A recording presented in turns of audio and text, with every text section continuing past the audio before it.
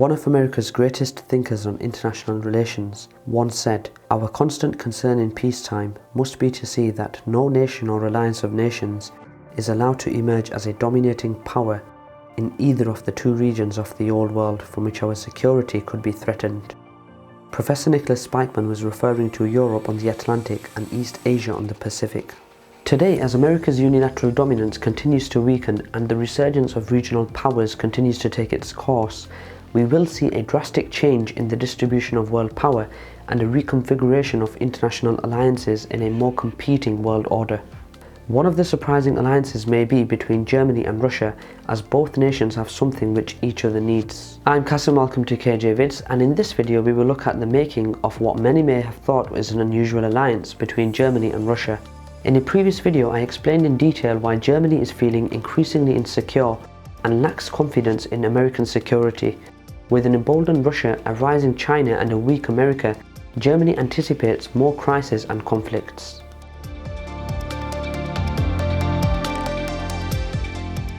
As Merkel said in her own words back in 2016, the world of 2016 is unsettled. We in Germany and Europe are seeing and feeling the impact of a lack of freedom and of crisis and conflicts. We are experiencing that peace and stability are not a matter of course even in Europe. She then announced an increase in defence spending from 37 billion euros to 70 to 75 billion euros by 2024, which made it the biggest expansion of German military spending since the end of World War II. Germany's core national security interest is to avoid encirclement by a hostile France in the west and a Russia in the east.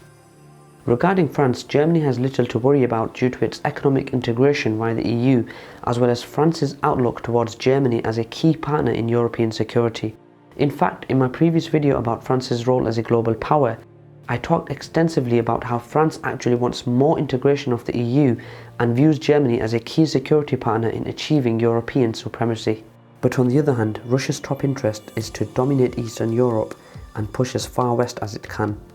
Historically, this extra space is between Europe and Russia's heartland. This is obviously concerning for Germany and a reality that has occurred in the past, which has even resulted in war.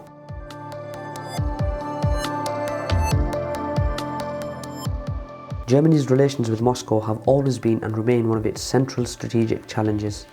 Yet views on how to deal with the country have historically remained split. To temper Russia's advancement in Europe, pressures Germany feel now have led to both an alliance and war with Russia in the past. From 1772 to 1795, Prussia, Austria and Russia divided the Polish-Lithuanian Commonwealth amongst themselves. At that point, Poland extended much farther eastward than it did today, including almost all of present-day Belarus. Shortly afterward, German generals helped modernize the Russian army. As Leo Tolstoy noted in War and Peace, one Russian general was so irked by the commanding role Germans played in the Russian army that he reportedly asked the emperor if he could be promoted to the rank of German. While Otto von Bismarck united the German states, he worked hard to stay on Russia's good side. As he famously said, the secret to politics is to make a good treaty with Russia. In the early 20th century, the German High Command rejected Bismarck's advice, thinking Germany had a shot at defeating Russia. But both Germany and Russia collapsed during World War I. The fall of both Russia and Germany allowed Poland to become an independent state for the first time since it had been divided. Other small nations sprouted up. The next time Germany tried to take over Europe, it made a treaty with Russia first. The Rapallo Treaty helped Germany rise from the ashes of World War I. Then Poland was again divided in the infamous Hitler-Stalin Pact, also known as the Molotov-Ribbentrop Pact. Shortly thereafter, Hitler caught Stalin napping and attacked Russia. But Hitler's invasion of the Soviet Union eventually led to the defeat of Nazi Germany, a victory that made the Soviet Union the leading power in control of half of Europe and Germany.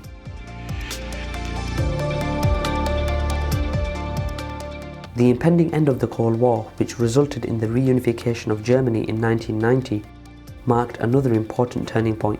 Moscow's support for German reunification under the framework of the Federal Republic of Germany became a symbol of historical reconciliation 45 years after the bloodiest war in the history of the two countries, in which 28 million Soviet citizens died. The breakup of the Soviet Union in 1991 that came on the heels of German reunification did not roll back the relations between Germany and what came to be the Russian Federation. the historical successor to the Soviet Union. To the contrary, bilateral relations actively developed at every level and in many spheres. For a quarter of a century after the fall of the Berlin Wall in 1989, relations between Russia and Germany progressed steadily. Berlin tried to serve as Moscow's guide in its effort to integrate with the West, creating a greater Europe spanning from the Atlantic to the Pacific. Over time, Germany would become Russia's most important trading and economic partner. Many German companies established themselves in the Russian market. At the same time, cultural and humanitarian ties between Russia and Germany reached new heights. Between 2.5 and 3 million ethnically German people from Russia and other former Soviet republics such as Kazakhstan moved to Germany, creating a sizable Russian-speaking diaspora in the center of Europe. Subsequently, many Germans stopped seeing Russia as a threat, and most Russians started seeing Germany as one of Russia's closest, most loyal partners. In the early 2000s, the two countries began to encounter some problems. For their part, the Germans were concerned about the challenges Russia faced during its democratic and market transformations. They warily watched authoritarian rule and oligarchic capitalism take root in Russia. Specifically, they were dismayed by the atrocities committed during the Chechen Wars, human rights violations in Russia, and the Kremlin-sponsored resurgence of conservative and traditional values. In turn, the Russians were disappointed with Germany's role in the breakup of Yugoslavia and subsequently the Kosovo conflict, as well as with German support for the eastward expansion of NATO. Finally, Moscow did not welcome the restored Atlanticist tilt towards the United States in Berlin's foreign policy after Chancellor Angela Merkel replaced Gerhard Schroeder in 2005. At the same time, tensions were mounting in US-Russian relations. In an oft-cited February 2007 speech at the Munich Security Conference, Putin sharply criticized the global hegemony of the United States. Nevertheless, on the whole, Russian-German and Russian-European relations continued moving forward up until 2011. Berlin launched the Partnership for Modernization initiative with the goal of helping modernize the Russian economy and other aspects of life in the country. For its part, Moscow proposed the signing of a treaty on European security and supported Berlin's proposal to create a Russian-EU foreign policy and security committee to resolve frozen conflicts, known as the Meseberg Initiative. On his visits to Germany, Putin personally promoted the concept of Greater Europe as a platform for close economic, technological and potentially political cooperation.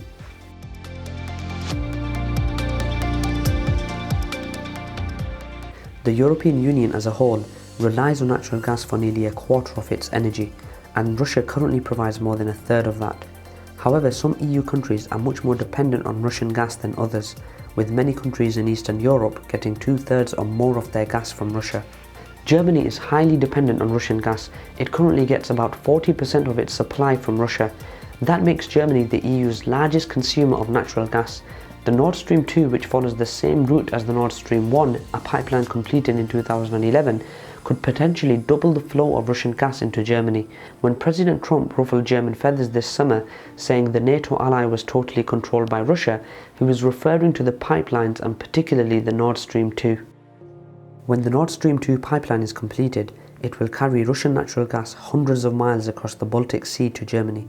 The project, which is led by the Russian state energy giant Gazprom, was approved by the German government in March 2018, part of its commitment to wean the country of nuclear and coal power.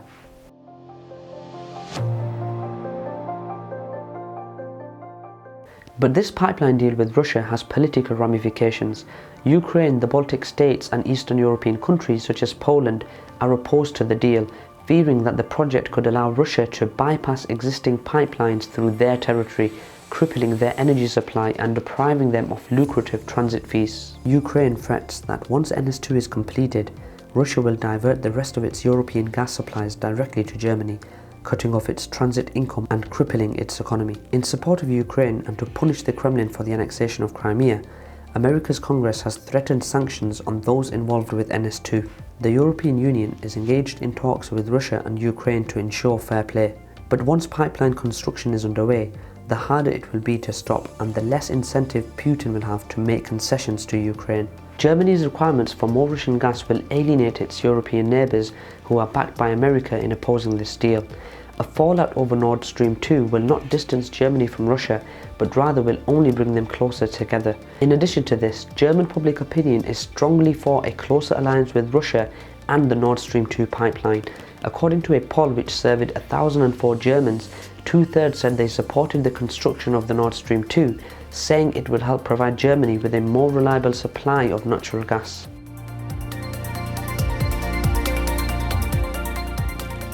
In 2015, a sharp drop in the price of oil, Russia's main export earner, combined with Western sanctions over Ukraine, pushed the country's economy into recession. Sanctions are still in force, but the oil price has partly recovered, helping economic growth to resume after nearly 2 years of decline. However, economic recovery has been anemic, with growth likely to remain below 2% for the next few years. Forecasts suggest that Russia's share of the global economy will continue to shrink and that it will lag even further behind the world's most advanced economies. In terms of human capital, a catastrophic shrinkage in the size of the workforce caused by low birth rates is expected to hold back economic growth. Inequality remains high, and economic recovery has not yet benefited the nearly 20 million Russians living in poverty. A low level of competitiveness correlates with a general lack of innovation, low levels of investment, and reliance on natural resource exports. Germany is seen as the partner that can help Russia with its technological gap and infrastructure. In fact, arguably, Russia needs Germany more than Germany needs Russia.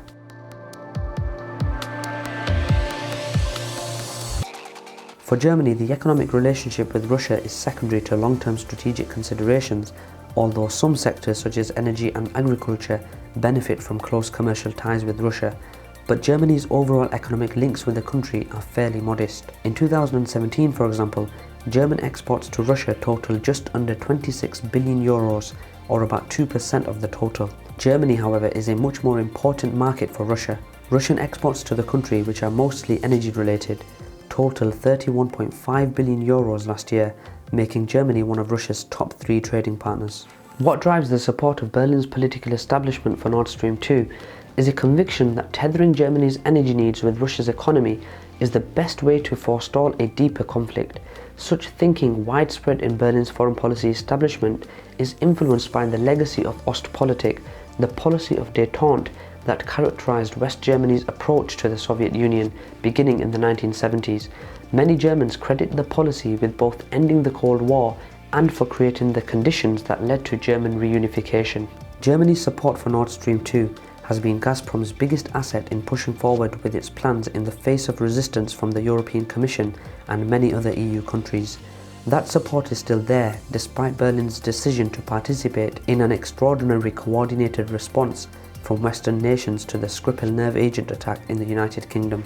Marco Giuli, an analyst at the European Policy Centre think tank, said that in Germany's commercial framing of energy issues, this is not a contradiction.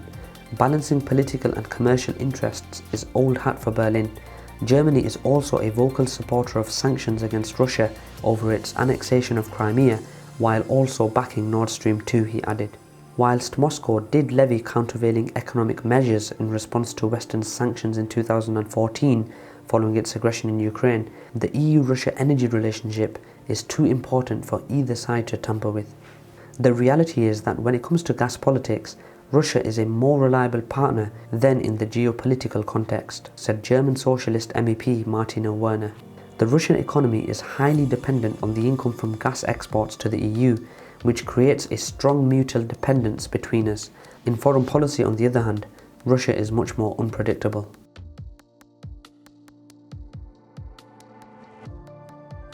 It's clear that there is a geopolitical motive for Germany and Russia to create an alliance, and we can see clear signs of that already, particularly with the Nord Stream 2 pipeline. But how deep this alliance will go and how long it will last remains to be seen. Much of this may well depend on how America under Trump acts towards Germany, potentially increasing the pressure with risks of alienation, and how Germany reacts to this pressure. Thanks for watching and see you next time.